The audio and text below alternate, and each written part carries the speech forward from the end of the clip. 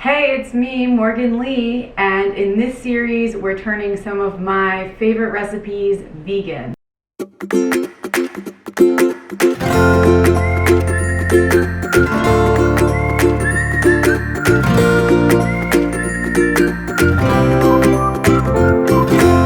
The thing about vegan cooking is you're trying to layer different flavors to get the complexity, just like any cooking.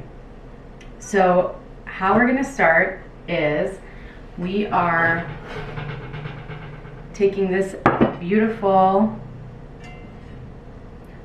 stock pot that I have, and we're going to put some root vegetables. I've prepared some carrots, some parsnips, which is, you don't normally find parsnips in stock, but I wanted to add a little bit of sweetness and a little bit more of that root vegetable flavor. And we also have an onion, some onion. And I've cut a lot of these vegetables. This is probably too many, but that's okay. They're gonna shrink down when they cook. And we're also going to add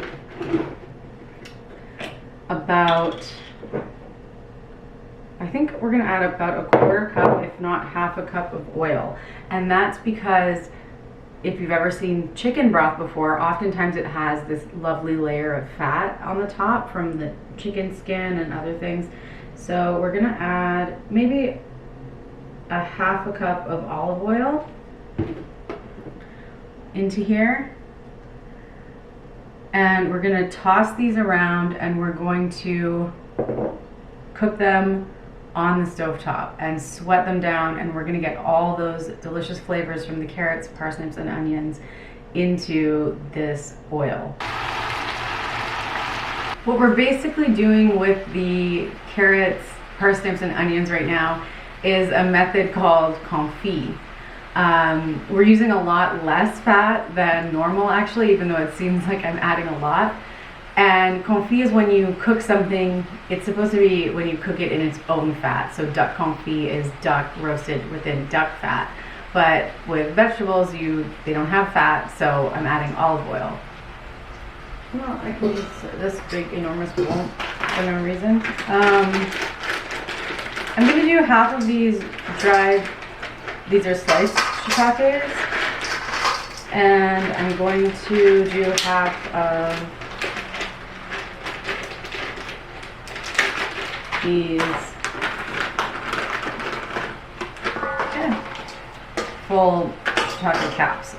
I don't really know why. I just saw they had two different types of mushrooms at the store, and I thought that was cool, so I thought I would try them both. So I just put some water in here. I am going to let these sit, and we're going to save all the water that we soak the shiitakes in, because they're releasing some of their flavor as they soften. Our carrots, parsnips, and onion are almost ready, and we have to deglaze the pan. So I'm just going to leave them here on the cutting board, and I'm going to get our big pot, and I'm going to transfer these in, and then I'm going to deglaze the pan. So the heat is on. I turned the heat on low. And now we're going to add our water. That's 2 cups of water. And now you want to scrape and let this maybe boil a little bit. Scrape all these bits up, and you can see the color already. It looks like a really rich chicken stock, so that's why we're doing this. Here are our deglazed juices. We're just going to add these right into the pot.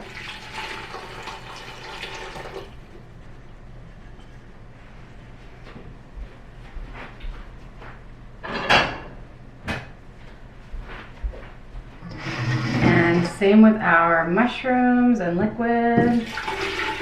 These have gotten a lot softer. And these two, they're like soft and pliable. Just add that in. And now time for our celery and leeks. And leeks are one of my favorite things. They go so well in chicken broth and chicken stock, so I couldn't resist adding them to this vegetable broth. They also have naturally, just like the mushrooms, they have naturally occurring monosodium glutamate. Glutamate is what makes things taste delicious. People call it umami, so that's why we're adding these.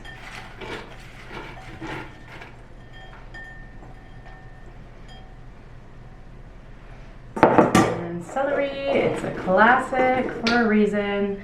Tastes so good in broths. And now that we have our, oh, I almost forgot the herbs. Don't forget the herbs.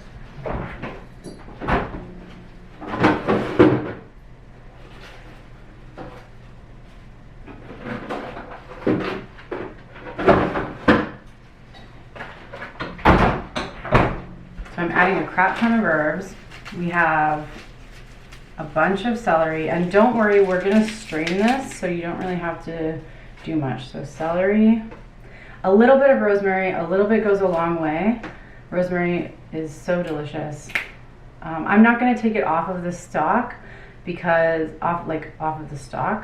because it might be a little, like some of them might sneak through when you strain it. So I'm just gonna put one branch of rosemary in. Some thyme, quite a bit of thyme, nice little bunch of thyme, and sage. Sage goes so well with chicken, but also a little goes a long way. So one branch of sage, and I'm just going to break it in half like that.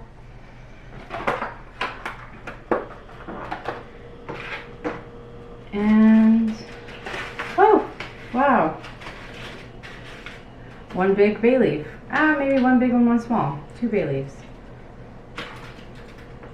Wow, all these bay leaves are trying to escape. Ooh.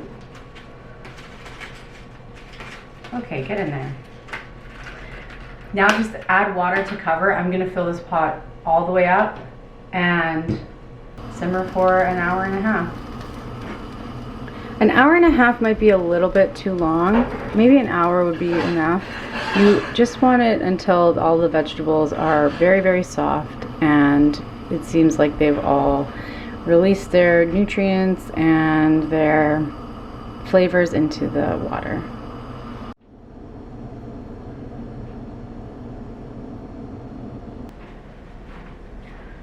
Okay, our stock is strained and look how beautiful it is.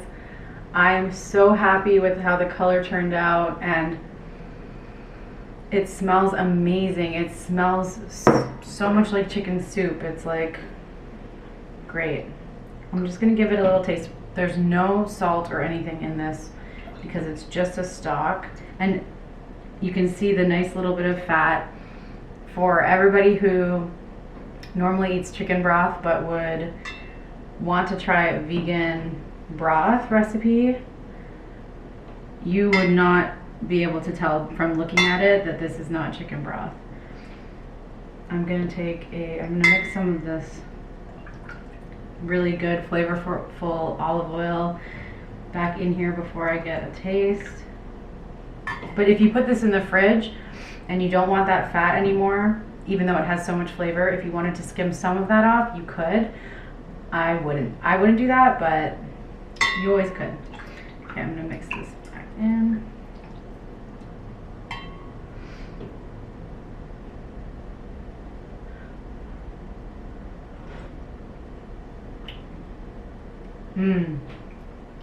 It's really, really flavorful. It's really hot too. Yeah, the parsnips, you can really taste the carrots. The parsnips add a lot of sweetness. You can taste the onions. You can like smell all those herbs that we put in.